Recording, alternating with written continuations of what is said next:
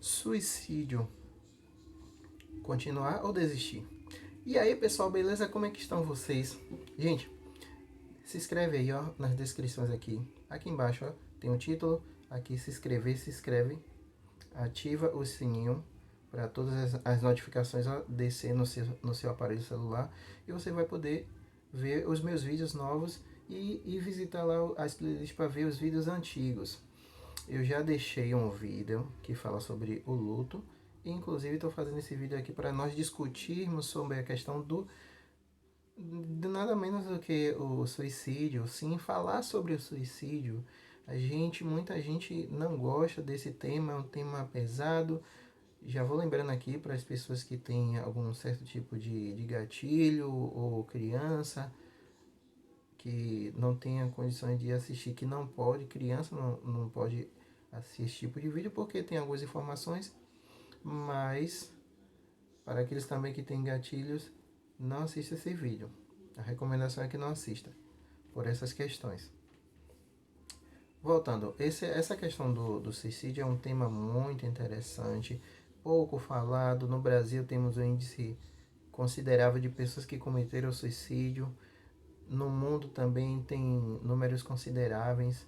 E aí tem uma articulação muito, ainda assim, é grande, mas que precisa de algumas mudanças para promover articulações melhores para trabalhar essas pessoas que têm os sinais, que a gente pensa em sinais, e há um discurso também sobre a questão da imprevisibilidade da atitude em cometer o suicídio, e aí as articulações pensam sobre como amparar essa pessoa que está sofrendo, e o pós, que seria a família. Sobre a questão do luto, já deixei o vídeo para vocês assistirem, vocês já podem assistir lá, ó, na minha playlist sobre a série Vamos Conversar. E voltando para o pensamento, gente, o suicídio, ele historicamente é encarado de diversas formas. Há teóricos que concordam em algumas coisas, outros discordam. Alguns falam como um ato benevolente, outros como um ato errôneo. Existem questões religiosas que falam sobre isso também, mas em si,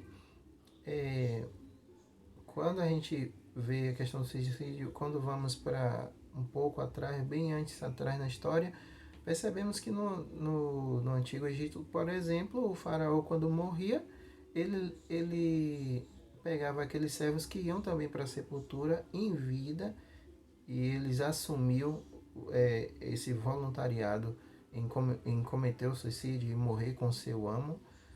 E ali iam os bens dele também, que é um exemplo. Temos os exemplos também aí históricos, como inclusive, voltando um pouquinho, inclusive há lá a Cleópatra, né, ela nessa época é instituído também uma academia do suicídio, que tem uma descrição em grego que é sinapotumenos, que quer dizer morrer juntos, que traz essa ideia do que acontecia lá com o faraó e seu servo escravo e os seus bens, mas o escravo que ele morria também de forma voluntária, ele cometia esse ato suicida.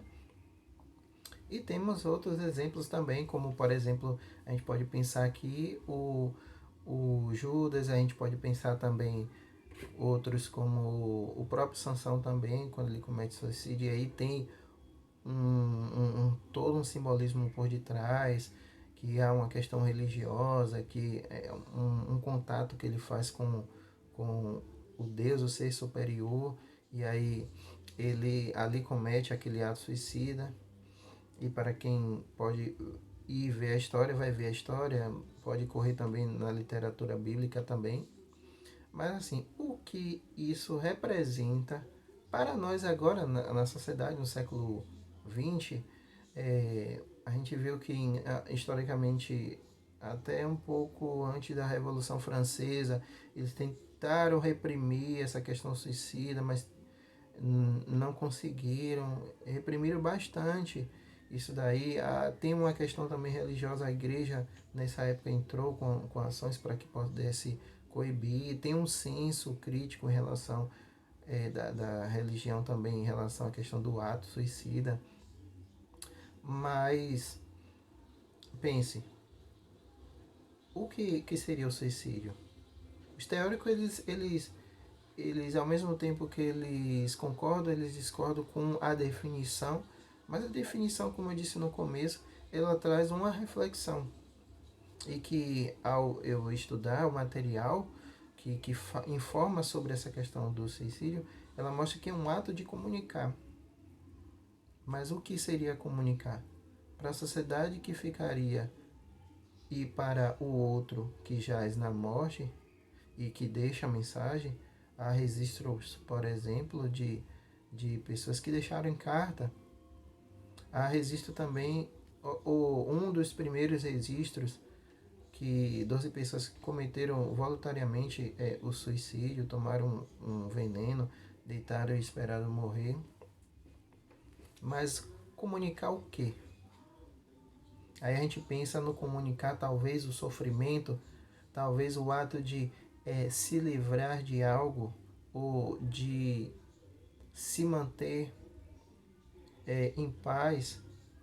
Para alguns é uma forma de demonstrar algo que ele consequentemente queria dizer em vida e que agora ele diz em morte, e ao mesmo tempo, visitando os registros, percebe-se que a sociedade que ficava, ela se sentia no incômodo ainda sobre aquele que jazia na morte, e essa comunicação ela perdurava e perdura, porque muita gente, quando só comete, sempre alguém fala assim que eu eu poderia fazer algo, eu não soube dos sinais, fica aquela senso de culpa, fica aquela sensação de que poderia ter feito algo, mas não fez, e que deveria ser mais próximo, ao invés de ficar muito afastado, afastada.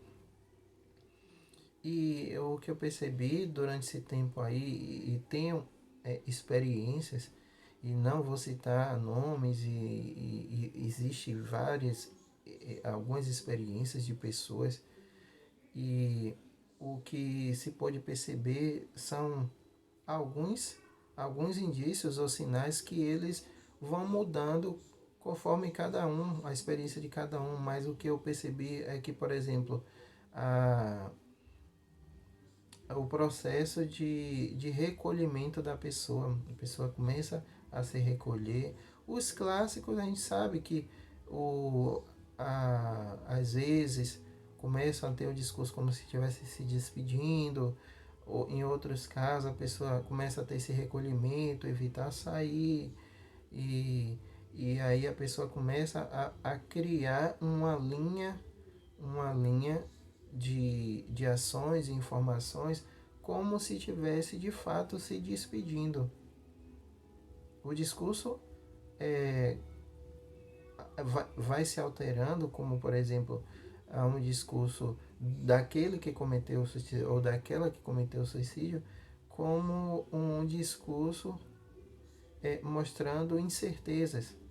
E aí eu chamo a atenção de uma questão que me fez refletir sobre isso, da visão em túnel, que é aquela visão a qual a pessoa só vê aquela situação, no caso, a situação complicada, a situação que não se dá para se desatar, e a pessoa começa a viver em prol daquela situação. E comecem a perceber que às vezes os sinais eles não são tão visíveis, como também os sinais são visíveis, e as pessoas, por questões lógicas, às vezes não sabem identificar. E em muitos casos, apesar da identificação, a iminência, a imprevisibilidade do ato é muito mais provável. É muito mais provável. E a gente precisa fazer o quê?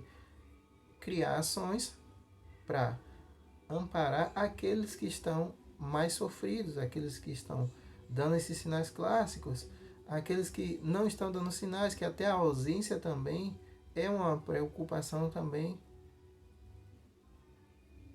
Mas fica a reflexão.